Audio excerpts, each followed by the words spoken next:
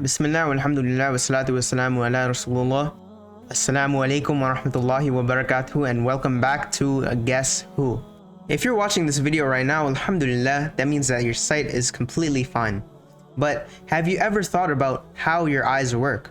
Ancient thinkers developed a lot of theories, the most popular of which was that light emits from the eye to catch the object. But it was one Muslim scientist who really revolutionized the way that we understand sight. So if you guessed the person for today was Ibn al-Haytham, then congratulations, mashallah, you are correct. Now let's jump into the video. Hassan ibn al-Haytham was born 354 years after the hijrah of Rasulullah sallallahu alaihi wasallam.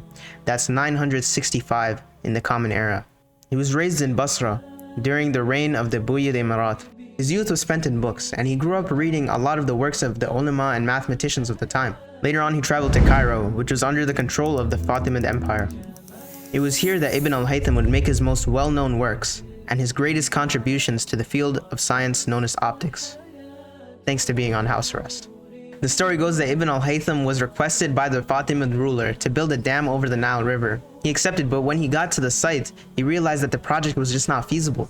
The ruler was infamous for his cruelty, so Ibn al-Haytham faked insanity to get a lesser sentence. He was placed on house arrest instead of being killed.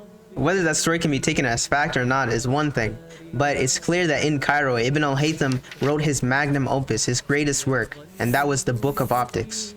It discussed the nature of light, the physiology and mechanism of sight, the structure and anatomy of the eye, refraction, refraction, and cat optics.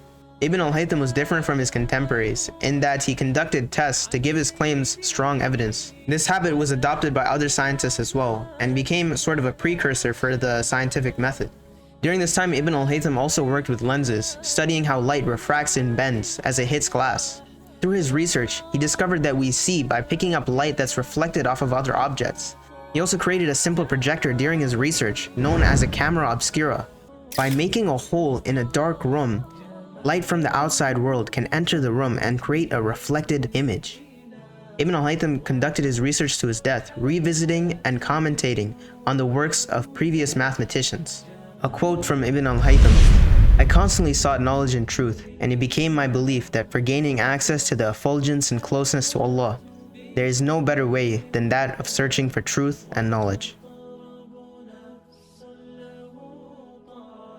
Jazakallahu khairan for watching.